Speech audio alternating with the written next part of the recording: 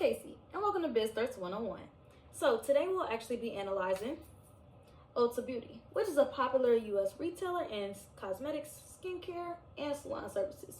Ulta does actually an amazing job at combining retail shopping with salon services, especially putting them all together under one roof, creating a strong beauty experience for everyone that shops there.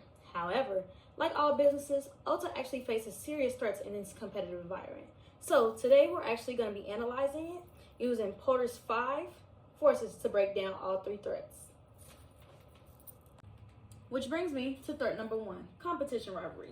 Let's talk competition. Sephora, Walmart, Target, Amazon, and Ulta Beauty, places that we all know and I'm pretty sure that we all love as well, are definitely some of the well-known competitors when it comes to Ulta Beauty. Let's see, Sephora actually has partnerships with Kohl's. I know we all walked into a Kohl's and seen a Sephora with its prestige and luxury focus, especially when it comes to Walmart and Target, who actually serve as mass retailers with multitudes of beauty sections and skincare aisles. Trust, I'd be at Target, I'd be at Walmart, because it's definitely better for convenience, which is actually, when we talk about why it's a threat, a lot of reasons why they are competition. Let's talk about Amazon. Amazon actually has an e-commerce dominance, meaning that you can literally look up anything on Amazon and you can find the exact product that you're looking for, especially because Amazon is in partnership with a lot of companies that does use Amazon to also gain profit to selling their items. Then let's talk about Ulta Beauty. Ulta Beauty actually, hosts a lot of professional beauty supplies, whether that be salon services or just finding out what makeup brush to use. So definitely in the world of cosmetics as well. So again, why is it a threat? Competitors really lure away customers when it comes to, lower prices. Again, convenience, like I mentioned earlier, and many exclusives, meaning the rarities that they come with. Also, when we talk about Sephora, Sephora's exclusives and their loyalty program actually directly competes with Ulta's Ultimate Rewards. So think about that. What impact could it have on Ulta Beauty? Let's see. It definitely could reduce Ulta's market share. What else?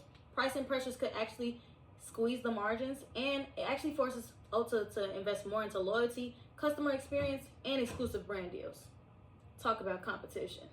Which brings me to threat number 2, new entrants. So brands like Fenty Beauty, Rare Beauty, even Glossier, or any sustainable beauty brand startups using social media and or influencers tend to grow really quickly. Why is that a threat? Let's see. Lower e-commerce barriers make it very easy for new beauty brands to actually launch online without having any physical stores. Then social media allows faster customer loyalty building. So that's engagement analytics in terms of what you're actually putting out on social media. Definitely building engagement. Then you also have what's their niche. So niche trends. I know for me, I actually typically think, like, let's say for Fenty Beauty, Rihanna's niche is simply because she's Rihanna. Like, who doesn't want to buy anything from Rihanna, But, niche trends would be like, what clean beauty aesthetic does it have? How personalized is it? And is it cruelty free? It definitely appeals to a lot of younger audiences. Then we're kind of come to the impact that it has on Ulta Beauty. So Ulta actually has to constantly adapt to carry out trending brands before any of their competitors can secure them. That's one. Then it actually increases a lot of pressure on Ulta to actually expand more private label products or even gain exclusive partnerships. Then it actually dilutes Ulta's dominance, because if customers actually flock to new entrants that's not sold in Ulta stores, they're more prone to actually buy it from the new entrants rather than going to Ulta stores.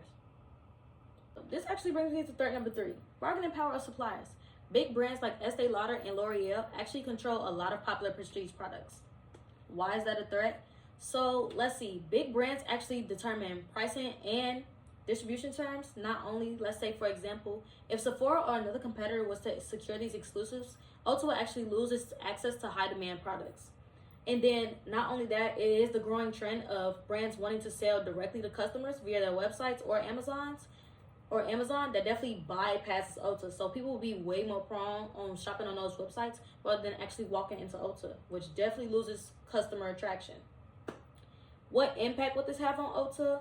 So higher supplier power actually means that Ulta may face way smaller margins, and then customers also may switch if Ulta cannot keep up with, having those popular brands.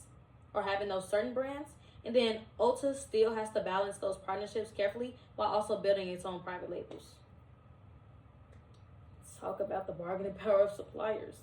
So, just to recap, when it comes to competitors, Ulta Beauty does face a lot of intense competition when it comes to Sephora, especially Sephora, Amazon, and other retailers. Then when it comes to new entrants, they definitely face a lot of tension when it comes to those online-only beauty brands that like to sell via website, wanting to only sell directly to their customers. And then lastly, powerful suppliers like Estee Lauder and L'Oreal, as they definitely hold a strong leverage over pricing and exclusivity. So with each of these forces, they definitely pressure Ulta in its ability to stay profitable and innovative. So understanding these threats definitely show how critical strategy is all over in today's beauty retail industry. And that really sums up the threats that Ulta faces on a daily basis. With that being said, we'll chat with you later on Biz Threats 101.